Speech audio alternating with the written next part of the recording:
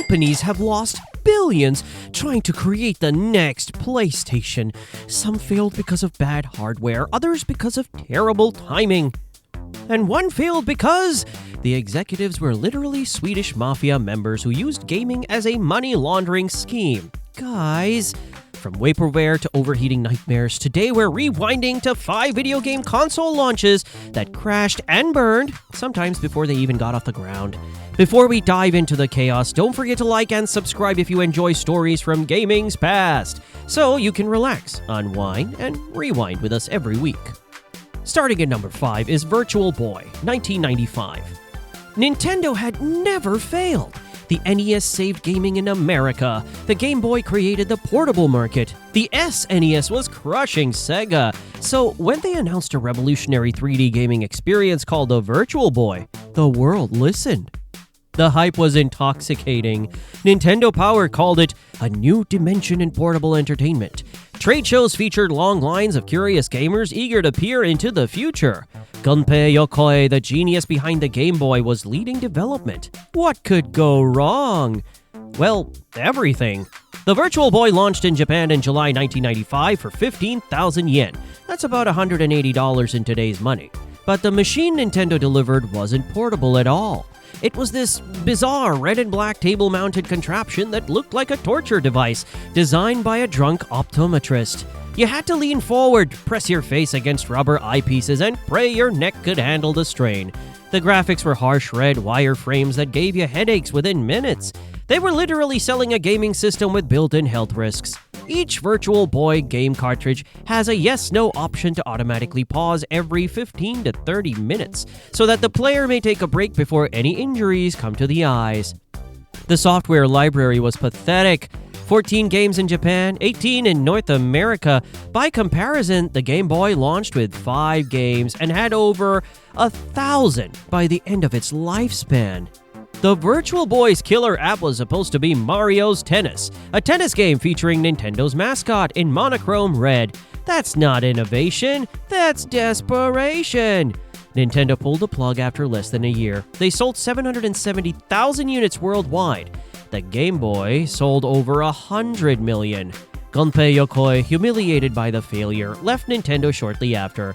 The man who created the Game Boy, the D-pad, and Metroid was effectively exiled over this disaster. Number 4 brings us Gizmondo, 2005. Most console failures happen because of bad hardware or terrible marketing.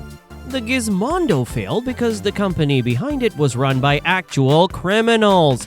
Tiger Telematics launched the Gizmondo in the UK in March 2005, promising to revolutionize portable gaming with GPS integration, phone capabilities, and music playback. In 2005, the device itself was surprisingly capable. A 400 megahertz processor, decent graphics for 2005, and features that wouldn't look out of place on modern smartphones.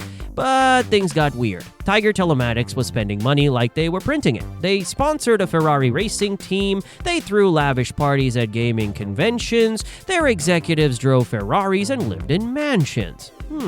For a company that had sold exactly 0 consumer products.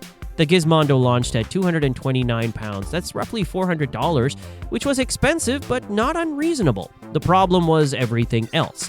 The battery life was abysmal, the GPS feature barely worked, and the game library consisted of maybe a dozen titles, most of which looked like rejected Game Boy Advance projects. Then the Swedish police got involved. Turns out that several Tiger Telematics executives had connections to organized crime. R.E.A.L, the company's co-founder, had been involved in securities fraud. Stefan Eriksson and other executives had ties to the Swedish mafia. They were criminals using the gaming industry to launder money. The whole thing collapsed spectacularly in 2006. Eriksson crashed a Ferrari Enzo in Malibu, one of the only 400 ever made, while supposedly racing another Ferrari on the Pacific Coast Highway. He claimed he was just a passenger and that the driver fled the scene. The police didn't believe him. Well, neither did anyone else. Tiger Telematics declared bankruptcy, owing creditors $300 million. They had sold fewer than 25,000 Gizmondos worldwide. The company existed for less than 2 years and managed to lose more money than some small countries' GDP. Breaking into the top 3 is Atari Jaguar, 1993. Atari marketed it as the world's first 64-bit game system, drawing controversy as some argued that this configuration did not meet the definition of a 64-bit system. That controversy should have been the first warning sign.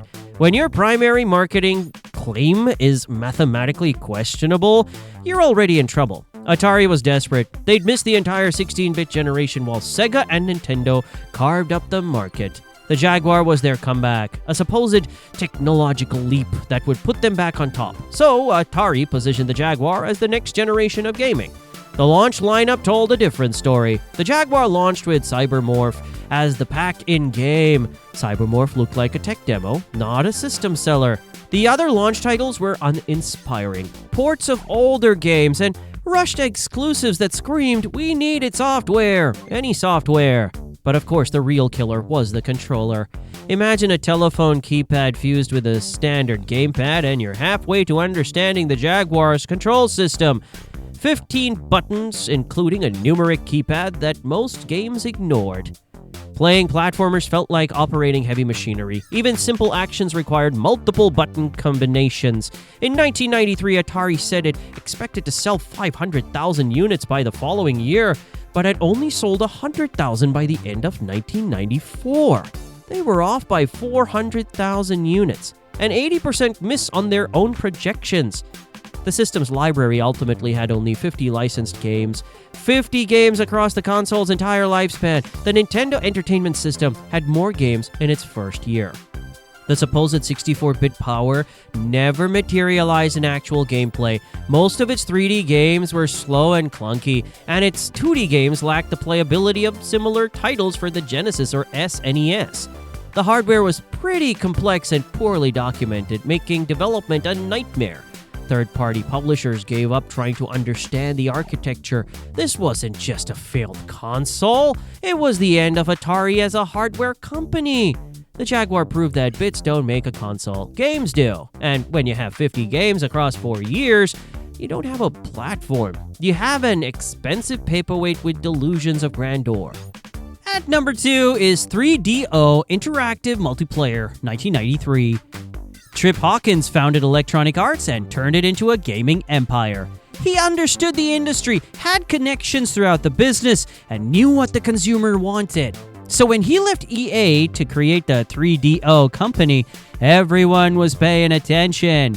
The 3DO's concept was brilliant in theory. Instead of manufacturing hardware themselves, they would license the technology to established electronics companies. Panasonic, Gold Star, and Sanyo would build the machines, while 3DO focused on software and licensing. No manufacturing costs, no inventory risk. Pure profit from royalties. But sadly, it wasn't enough. And with a launch price tag of $699, that's about $1,500 today, the system pretty much shot itself in the foot right from the start. I mean, that price tag was absolutely insane. You could buy both competing consoles, the SNES and the Sega Genesis, and still have money left over. For a console with no established games libraries, that too. The hardware was genuinely impressive.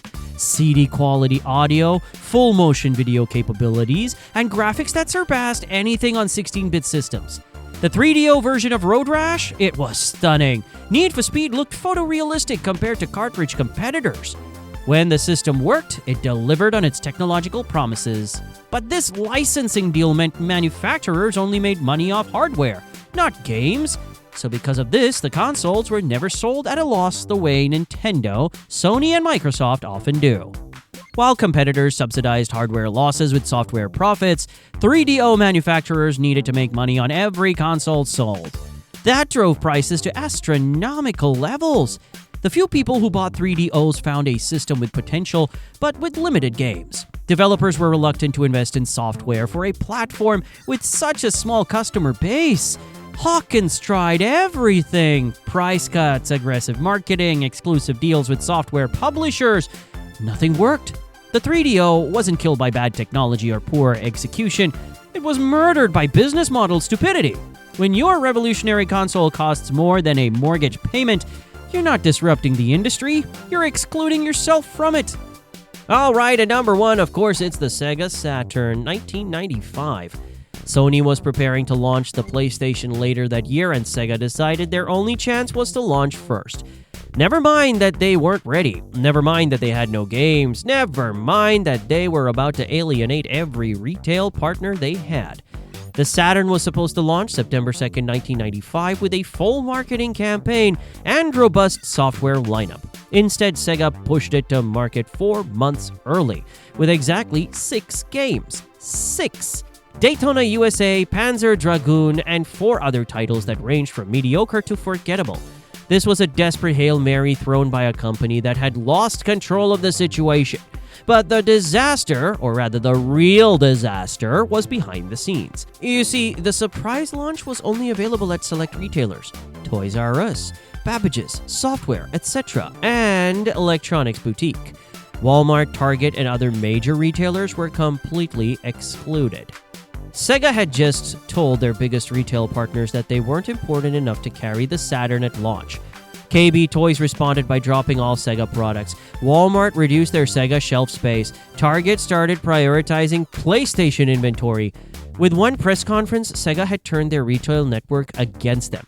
These were the retailers that moved millions of consoles during holiday seasons. The $399 price tag seemed reasonable until Sony took the stage later that day with $299. The PlayStation would cost $100 less than the Saturn while offering comparable performance and better third-party support. The software situation was even worse. The Saturn's complex dual-processor architecture was a nightmare to develop for. While the PlayStation used straightforward programming tools, Saturn development required understanding parallel processing and custom assembly code. Third-party developers who had struggled with Sega's technical requirements for years simply gave up. EA, the largest third-party publisher in America, refused to support the Saturn. They wanted access to Sega's internal development tools and source code. When Sega refused, EA announced they would focus exclusively on PlayStation development. Madden NFL, the most important sports franchise in gaming, would skip the Saturn entirely. By Christmas 1995, the PlayStation was outselling the Saturn 3-1, despite launching 4 months later. Sega's surprise had backfired spectacularly. They had sacrificed software, alienated retailers, and handed Sony a price advantage that would define the next generation. Sega never recovered. The Dreamcast, despite being genuinely innovative, couldn't overcome the Saturn's legacy of broken promises and retail hostility. By 2001, Sega had exited the hardware business entirely. Every company thought they had found the shortcut to success. Instead, they discovered that in the console business, there are no shortcuts. Only preparation, execution, and the occasional miracle. What's your most memorable console disaster? Drop your stories in the comments below, and if you like this deep dive into gaming's biggest launch disasters, don't forget to hit like and subscribe. We've got more console history, hidden gems, and deep cuts coming your way, all designed to help you relax, unwind, and rewind.